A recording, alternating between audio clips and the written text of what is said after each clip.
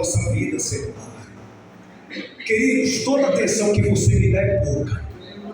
Todos nós sabemos que dentro de uma exegese bíblica, de uma ótima interpretação, nós sabemos que ao ler o texto, nós temos que explicar o texto, temos que ler o texto, explicar o texto e aplicar o texto. Ninguém jamais, que me ouve, diga amém, vai iniciar uma mensagem aplicando o texto sem ter explicado nada.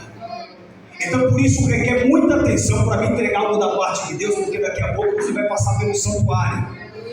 Então dentro desses poucos minutos, preste muita atenção no que Deus quer falar para você aqui. Observe bem, a Arca da Aliança aqui nesse texto de 2 Samuel, capítulo de número 6, é o principal assunto, meu pastor Roberto, abordado aqui no capítulo que lemos. Gente, detalhe, não é por acaso que a Bíblia Sagrada, pastor João, amados de Deus, dá tanta ênfase a esse objeto sagrado chamado a Arca da Aliança. Mas eu preciso lembrar os irmãos que a Arca da Aliança, para quem não sabe, era a principal simbologia de Deus, no Antigo Testamento. Aquela arca para a nação judaica era a principal simbologia de Deus, a principal simbologia da presença de Deus no Antigo Testamento.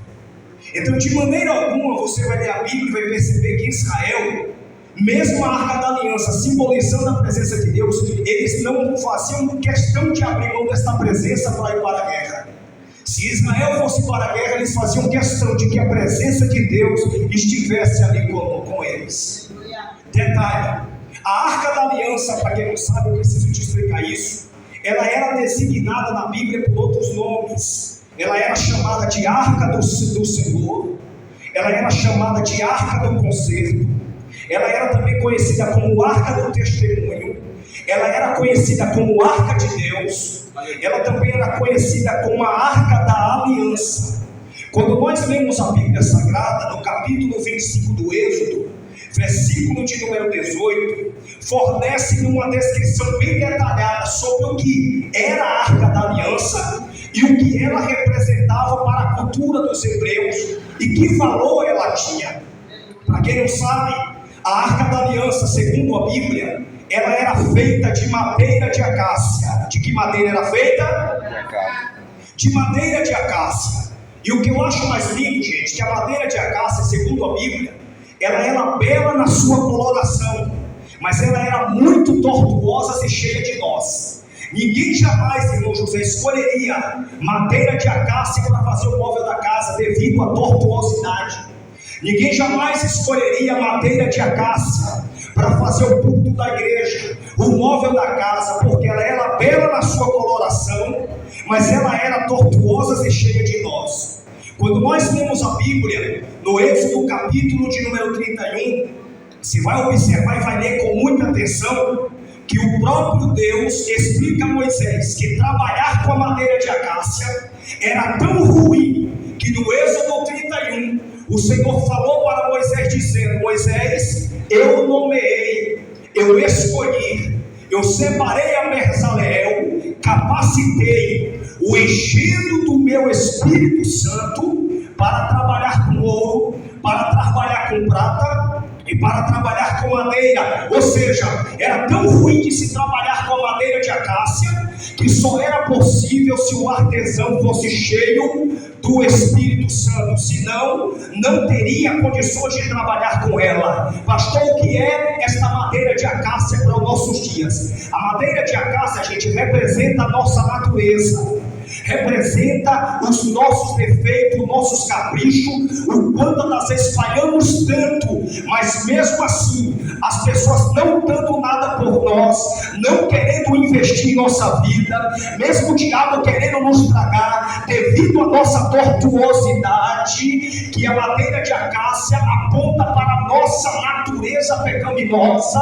Ninguém investiria em nós, ninguém jamais queria conta com nós. Aí Jeová olhou no céu e disse: já que o mundo despreza, eu vou investir para fazer dele um tabernáculo.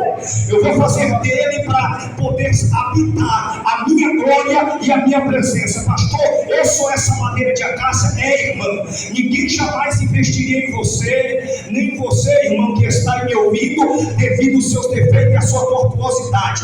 E o que eu acho mais lindo, que o Senhor ainda disse assim: Moisés, manda revestir de ouro puro. O que é isso? Ouro na Bíblia fala da natureza divina. Para quê? Para que ninguém visse a tortuosidade da madeira de acácia e os seus defeitos. Aí vem Jesus, desce na terra, na cruz do Calvário, derrama o seu sangue por mim, por você, e nos reveste. Aí cumpre-se o que está escrito em 1 João 1,7: se andarmos na luz, como na luz ele está, temos plena comunhão uns com os outros, e o sangue de Jesus, seu Filho, é quem nos purifica de todo o pecado. Aleluia! O diabo olha para você e para mim, que vai querer nos acusar diante de Deus, como está escrito em Apocalipse. Aí vem o advogado por excelência e diz: Pai, eu protesto, meritíssimo, nenhuma condenação há para os que estão em Cristo Jesus, o nosso Senhor. Quem aqui tem fé para dar glória para Ele e louvar o seu santo nome?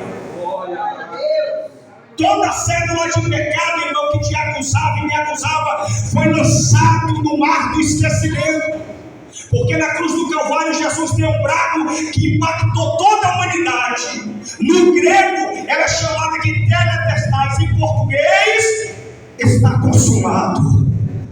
O véu do templo se rasgou de alto a baixo, e hoje você tem acesso para dar glória para Deus e Ele receber.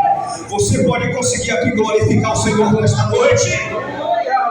Então olhe para o seu irmão, sua irmã, diga para ele, diga para ela: